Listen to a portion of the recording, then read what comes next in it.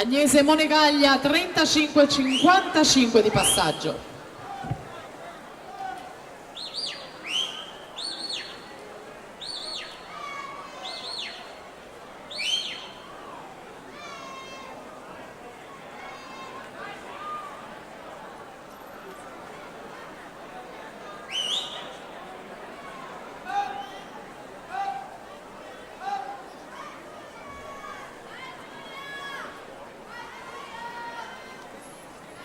Intanto Agnese Monegaglia ancora al comando, dalla terza corsia va a vincere la seconda batteria con 1.17 e 31.